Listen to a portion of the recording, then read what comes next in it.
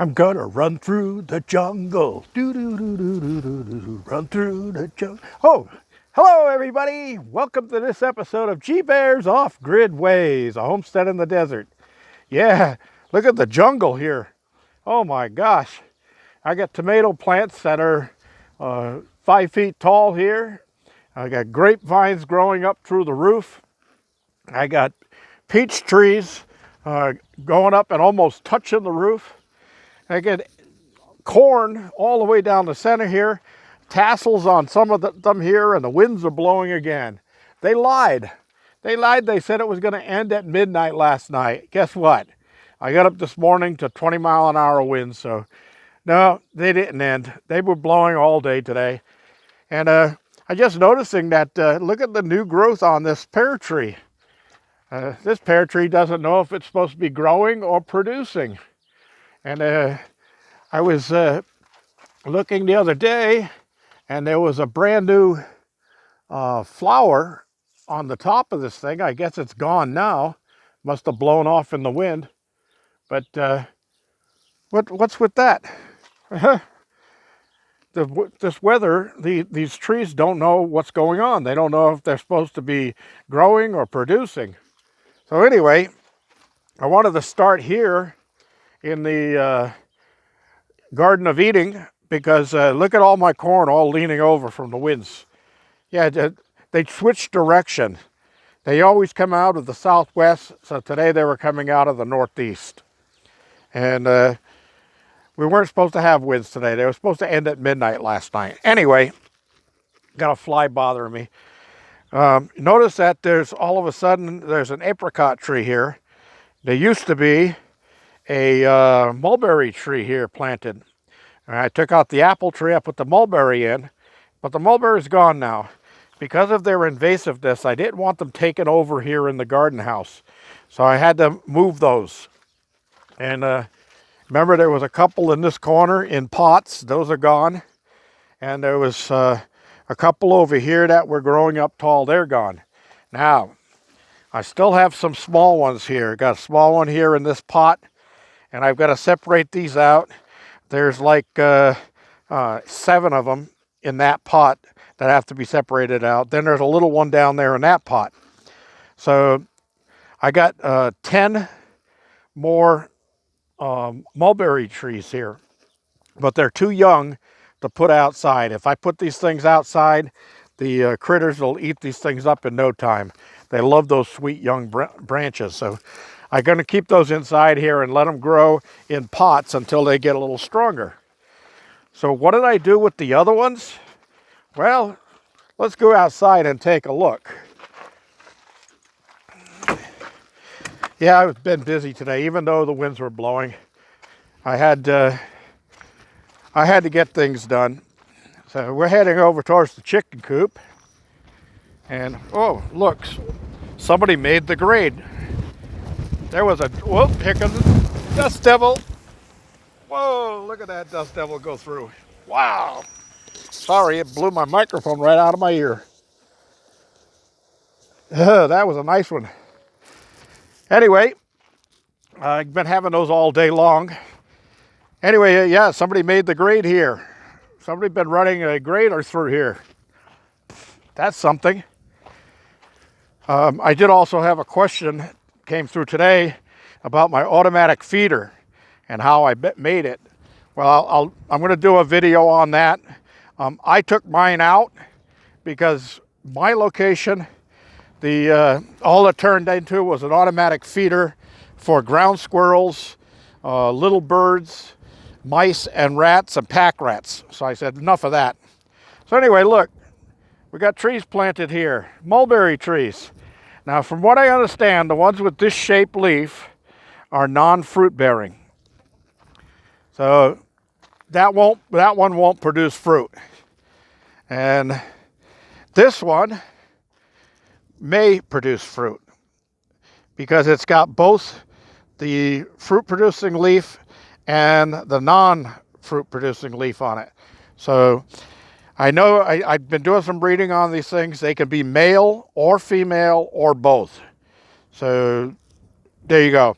So this was the youngest one of them all, but I planted it over here. And then I ran my grader all through this area. And I took out all the extra bushes that were in here close to the chicken coop that were doing nothing but giving shelter to ground squirrels. There goes a lizard over there. And yeah, I planted these things at about 25-foot intervals apart from each other, because the research I did on them says that they can go 50 or 60 feet tall. So the reason I got them surrounding the area, this one over here is supposed to be a fruit bearing. And that's okay if this one produces fruit. It'll be right by the chicken coop. I'll be able to get some. Whatever extras are around, I'll let the chickens out to free range and they can eat those up off the ground. Mulberry trees are actually grown because people raise silkworms, and silkworms love the taste of mulberry tree leaves. So that's their main feed. So that's what the deal is on these things. So anyway, yeah, I've got these things all planted. I've got some stakes in there to hold them because of the wind. Boy, what a job planting trees with the winds blowing. They want to keep laying down on the job. Yeah. Anyway, I got this one over here, and this one has 3 main stems on it.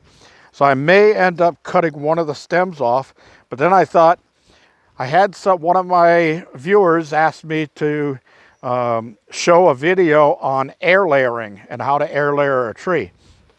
Well, I may do it on that small branch right there. I may just do a video of air layering that, but I have to wait until the roots set on here. I can't do it right away.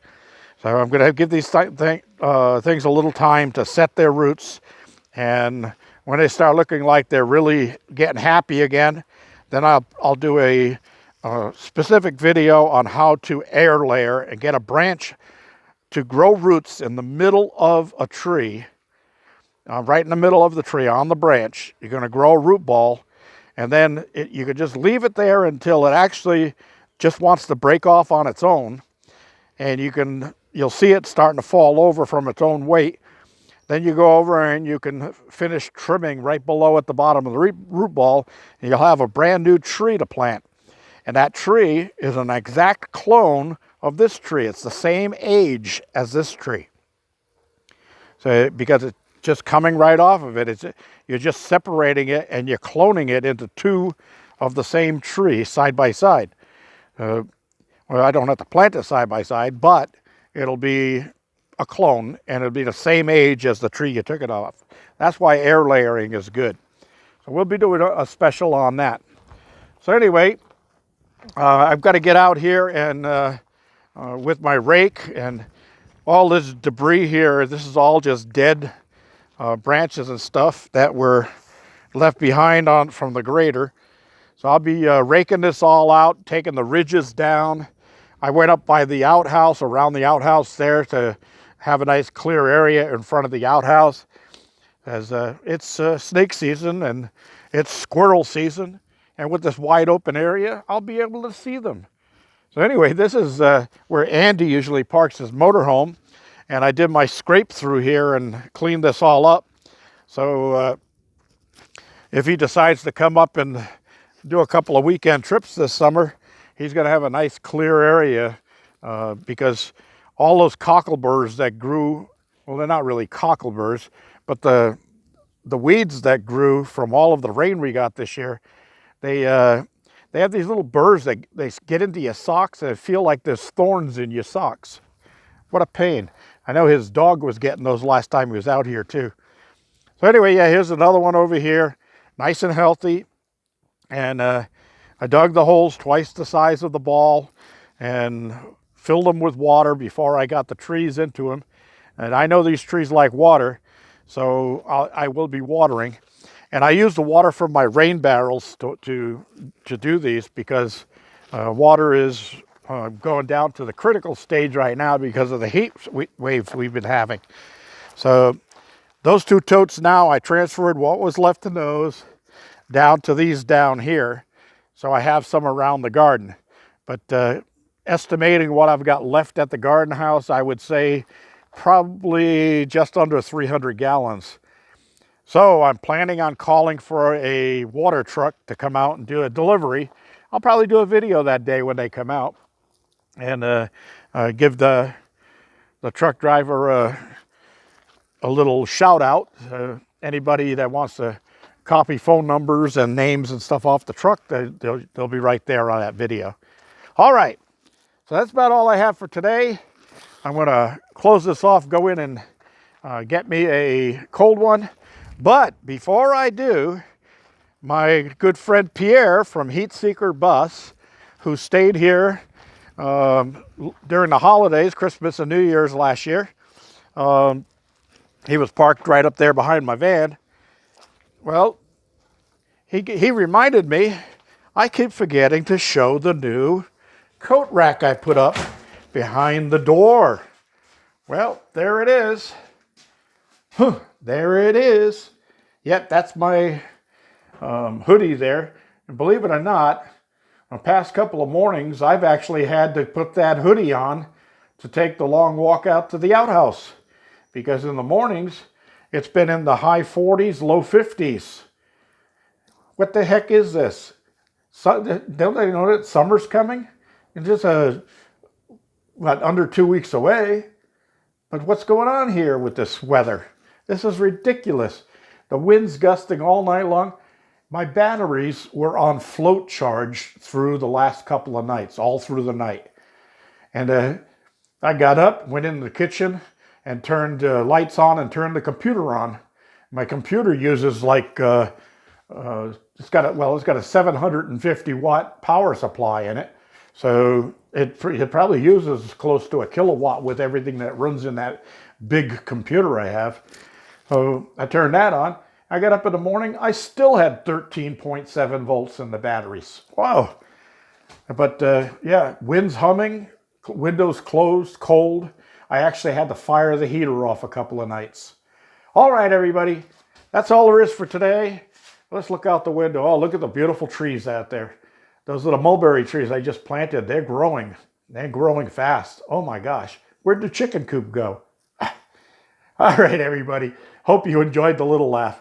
G-Bear reminded you, give me a thumbs up down there, please. Don't forget to subscribe if you haven't, and share this with your friends. Comments, questions, down in the comment section, all the way at the bottom. Thanks for joining me. G-Bear signing off.